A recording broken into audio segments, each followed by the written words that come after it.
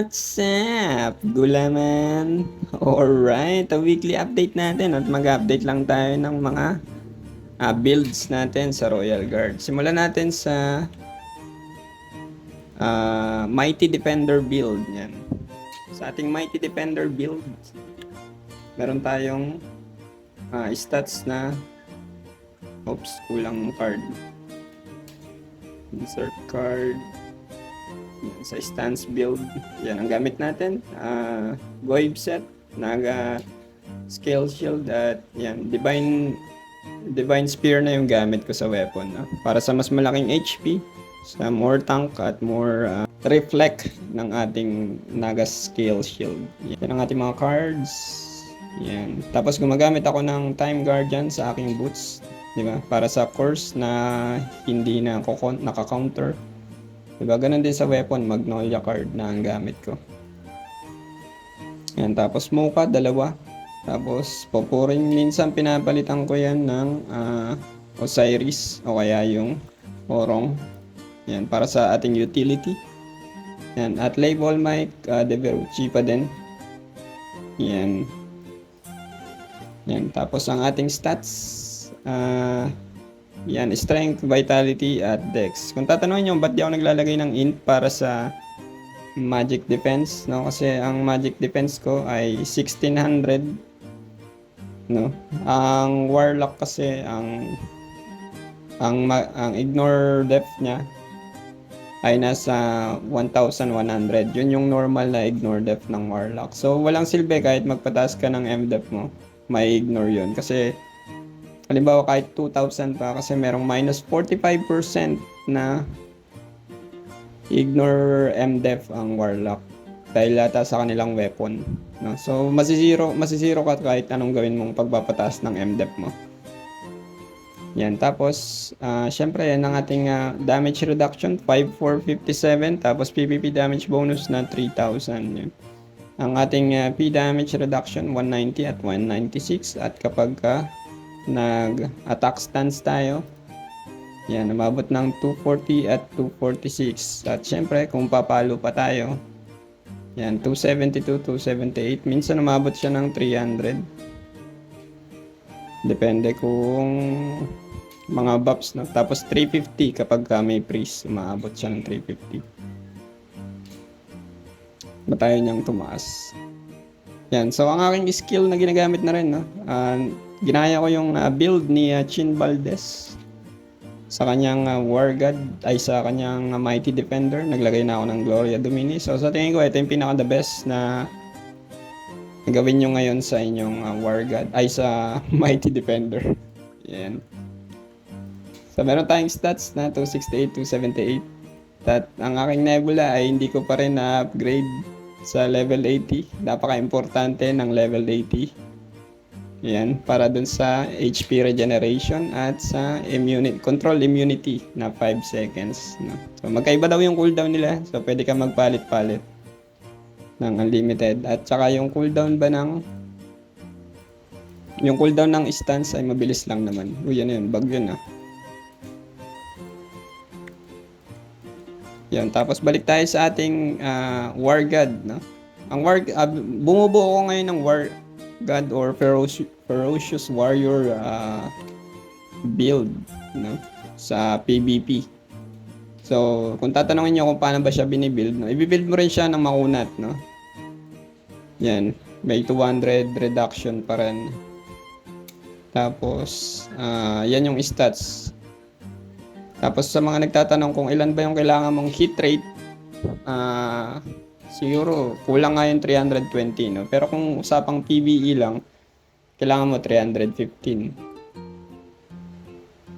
Yan, kasi ang Taugong ka, ang kanyang flea ay 215. So kung meron kang 315 na hit rate, 100% tatama yung mga skill mo or normal attacks.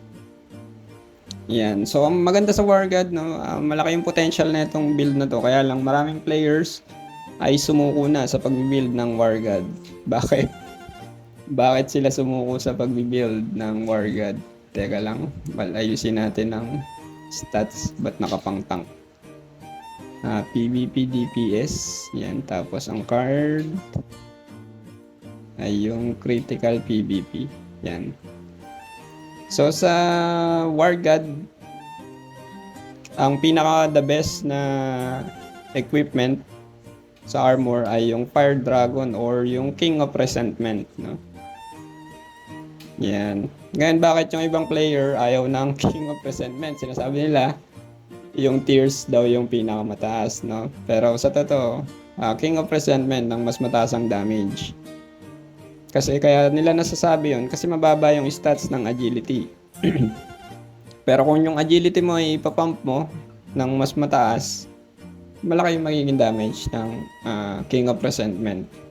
So, halimbawa, ilagay natin yung ating enchantment sa PvP, ilagay natin sa agility. Yan, agility times 3. Tapos dito ay strength ang gamit ko. Sa headgear naman ay agility. Yan, na may strength. Hati. Tapos superior crit, at dito ay melee. Yan, melee ang gamit ko. Kasi mas mataas yung level nito at mas mataas yung damage kapag ka-balance yung ating crit damage at saka yung melee P damage. You know? So, ganun din dapat sa ating Nexus. Dapat meron kang melee sa attack. Kung gagamitin mo lang siya ng PvE, no? Or DPS, yan, lagay mo sa melee, yan. So ayun nga, yung maganda sa War God, hindi mo kailangan ng critical hit rate, ang kailangan mo lang ilagay sa iyong mga Nexus ay crit damage, yan, di ba, puro crit damage ang nilagay ko dyan, crit damage, yan, makakapag-pump ka ng iyong crit damage nang hindi nagwo-worry kung kailangan ba ng crit. At saka, sa iyong cards, di ba, sa iyong mga cards, ay yan, pwede ka mag-tank na cards, no? Hindi mo na kailangan ng Cobalt para sa iyong critical hit rate kasi sobrang taas nga ng critical hit rate ng War God stance or Ferocious Warrior build. Yan. So, tinest ko na rin to yung Fire Dragon na may kapag ka meron akong actually 100 tong agility ko, but mababa yan. Hindi, yung card pala, no? Para maipump yung ating agility, gumagamit ako ng Baphomet Jr. na may agility plus 3 at yung Ninetales na agility plus 3. Yan, tapos Tip Bag na may agility rin yan plus 3. Tapos ang ating stats yan 99. Pero yan, tumataas pa yan. So pero kung meron kang agility bonus na 99 or 100 plus, siguro mga 105, mas magiging mataas na yung damage niya ng King of Resentment mo kaysa doon sa tiers.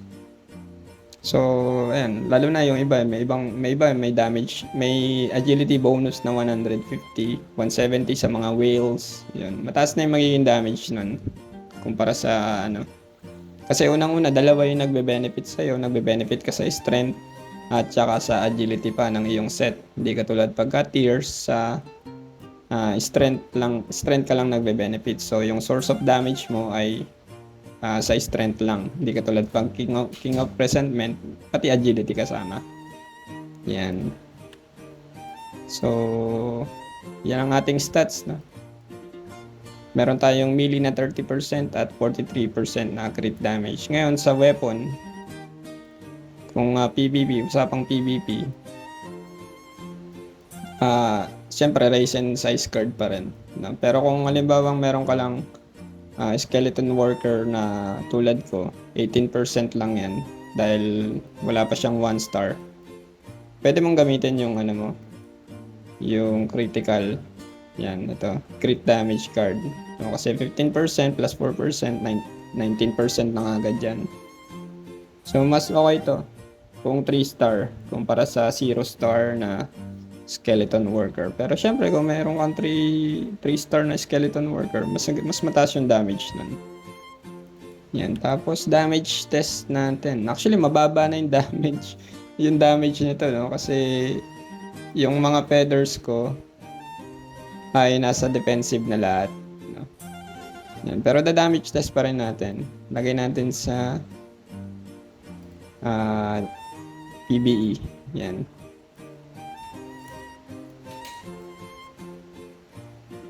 Tapos, meron pala akong ano dito. Clip ng aking War God. Yan. Check natin. Dito tayo sa yung War God, no? Kung hindi nyo alam, yung P damage mo ay tumataas ng grabe. Ayan. Tignan nyo yung reply natin. Sino ba yun? Oops. Yan. Tignan nyo tong clip ko. Yan. Meron akong clip dito ng MVP. Yan. So, ito pa lang yung stats ko noon, no? Naka-PBE, ay naka-attack pa yung feathers ko neto. Yan. So, yung aking P damage, yan, 161, no? Tapos, tumataas yan. Yan, nag-209. So, malaki yung potential talaga ng War God, no? Na, yung iba kasi ini-ignore na nila, no?